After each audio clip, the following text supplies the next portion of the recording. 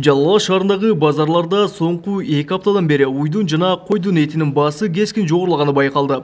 Тагыраагы 1 ай мурда еттин килограммы 370 сомдон сатылган болсо, учурда 400 сомго жетти. Бул ба капчыгы жука карапайым эл үчүн бир топ эле жогору. Ал 370 эле, 380, 390 эле 400 болуп калыптыр. Арзан болсо элге жакшы да. Эт саткан дүкөн ээлери болсо соңку 1 айдан бери коңшу Өзбекстанга тирүүлөй мал сатуу күч алып, анын кесибетинен баа жогорлаганын айтууда. Ал гана турсун койдун баасы өтө эле жогору болгондуктан аны союп сатуу солгундай түшкөн. Мана азыр жок экен, кой эти азыр жок. Кой кымбат түштү экен азыр. Базардан алсак экен азыр 400 сом сатсак 410 сом, 430 сом, 450 сомго чейин чыктат экен азыр. Биз мисалы үчүн бизге алып келет экен, биз сатабыз экен. Ушул биз сенен биз иштетип коебуз да мисалы. Бизге келген сенеге 10 сом 15 сом акча коюлат экен ушул экен. Базардан ушундай келет экен бизге мисалы үчүн. Өзбекстанга кетет мисалы үчүн экен. Болсо азыр шу күндө мурдагы жылдары арзан болуш керек эле эттерчи.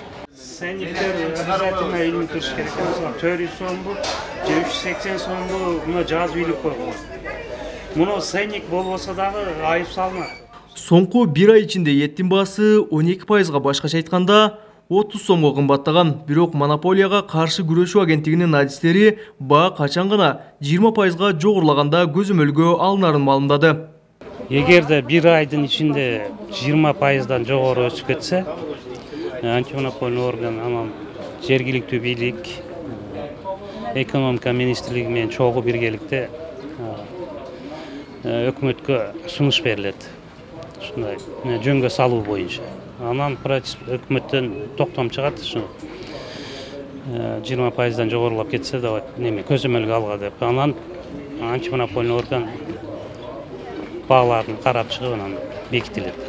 Ал эми 20 жылдан бери мал алып сатуу, эт сатуу менен алектенген ишкер эттин баасы алдыда дагы кымбаттай турганын айтат. Анткени күн сайын коңшу Өзбекстанга миңдеген мал жандыктар мыйзамсыз сатылууда. Миңден койлор малдар Өзбекстанга кирип кетет, чегарадан. Аксыдан, Баткенден, Алабукадан, чегарадан кирип кетет да, мал кой. Ошон үчүн кымбат базар.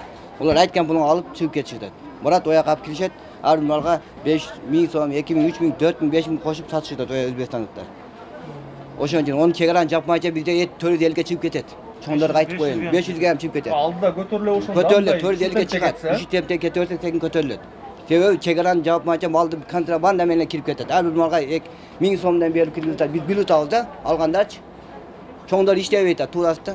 Еттин баасы Жалал Абад облусунун аймагында бир кылкада эмес. Маселен, Жалал Абад шаарынан айырмаланып, Базар Коргон районундагы эт саткан дүкөндөрдө еттин килограммы 370-380 сомдон сатылууда. Эске салсак, жыл башынан бери еттин баасы экинчи ирет жогорулоодо. Тагыраагы пандемия башталган мезгилде да эт ун азыктарынын баасы кескин жогорулап, өкмөт бааны көзөмөлгө алган болчу. Эми еттин баасы качан жөнгө салынат, азырынча белгисиз. Кабылбек Көчкөнбайұлы, Тынчбек Долдаев, Жалал Абад облысы.